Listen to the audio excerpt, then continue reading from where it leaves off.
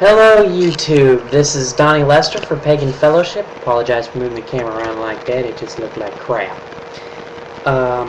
This video is for Ostara, or otherwise known as Spring Equinox, which happens to fall on my birthday. Yay for me. I love it.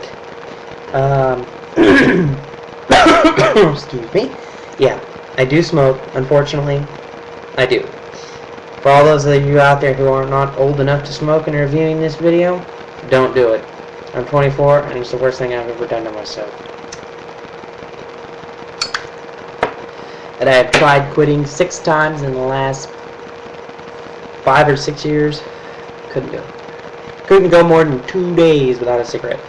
No, a week, I'm sorry. That was another time. Anyway, back to what I was saying. There are other names for this religion, but I just cannot pronounce them.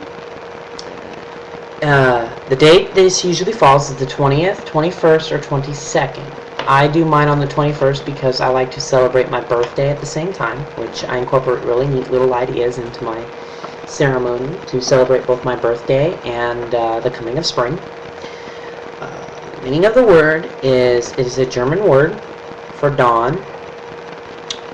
A dawn deity, the month of beginnings or month of openings, which really does make a lot of sense because we're coming out of that time period where the earth is at rest and starting to come back to life. The animals are beginning to produce their young and care for them, such as the birds hatching their eggs that they laid just before the end of winter.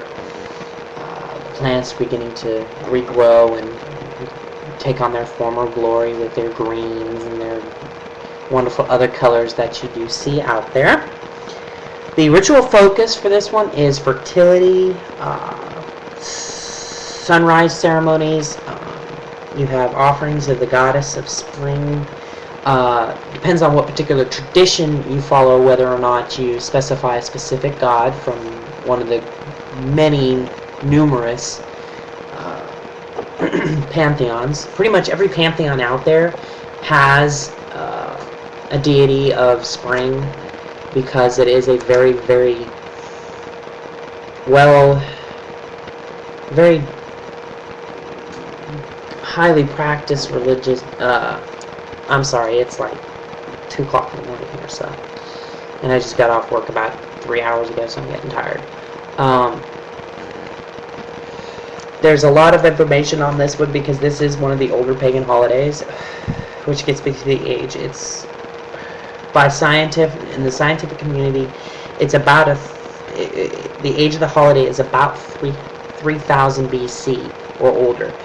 Any of the other evidence that would date it further back than 3000 BC would be evidence that's not quite concrete enough for the scientific community to acknowledge as being factual, as dating it further back than that. Anyway, moving on. Popular mythos would be, or myth, so to speak, would be that it's the return of the goddess from the underworld, such as Persephone from the Greek pantheon. The story behind that is that there's 2 different versions of the story, but in one, Hades raped her in a field and kidnapped her and took her to the underworld. And the other version, they met in the same field and fell in love and went to the underworld, and Persephone either was tricked by Hades or got so hungry that she ate 3 pomegranates, thus sealing her in the underworld. By the rules and laws that govern things down there, if you eat of the food in the underworld, you have to stay there. Well, Zeus and the other gods were very angry or upset about the fact that Persephone had been either taken, abducted, or had gone down to the underworld because they didn't know where it was. And during that time, Demeter, which is the goddess of this particular god from this pantheon, was the goddess of springtime. and that she had been so upset by what happened that she went into a deep depression. So, and she searched and searched and searched for her daughter and could not find her. Someone, I can't remember who, found out that she was in the underworld with Hades, either by choice or by force. And I prefer to think that Hades wouldn't do something like that. He may be one of the more questionable gods, but that doesn't mean he actually would do something that stupid, in my opinion. Because that kind of stuff kind of incurs the wrath of the other gods. So I would tend to think that he's intelligent enough to know not to do something like that. And it was either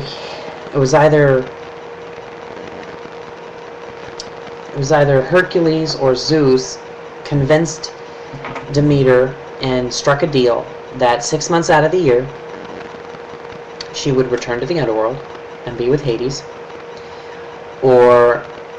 and 6 months out of the year she would be back with Demeter. Thus we have our planet.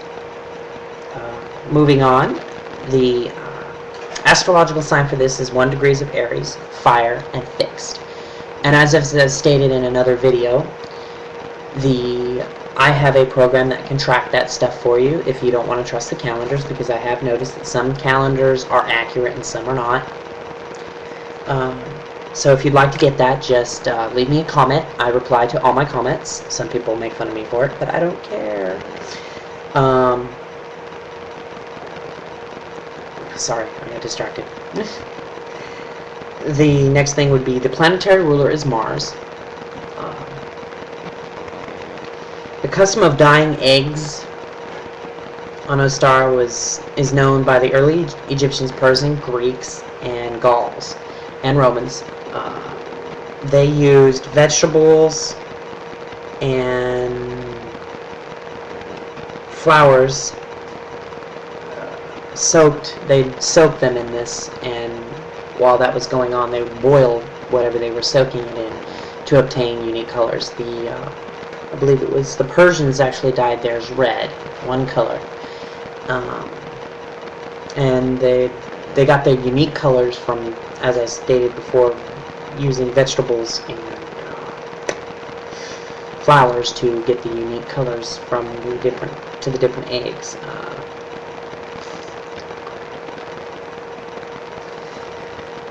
That was one thing that has been taken away from us, but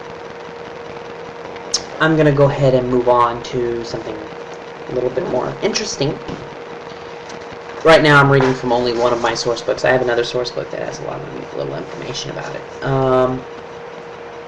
I'm going to be starting another video here pretty soon. I only got like 2 minutes on this one, but the Ostara holiday is an interesting time to do a lot of the different stuff. This is the best time for individuals who have problems having children, couples having children. This is the best time to use magic to try and increase fertility. There's herbs and stuff that you can use. I'm not going to say any here because I'm not actually a licensed herbalist, so I'm not going to jeopardize things like that. So other things that are really cool for you to do during this time is anything that has to do with something that's short term as far as spells are concerned, something that has a time factor that is necessary to be expedient. This is the best time to do those kind of spells because you need it really quick and it's urgent. So there it is. The other thing you can do is the best meditations. You can go to a stream or something like that, or just sit in a meadow and listen to the wind blow through the trees and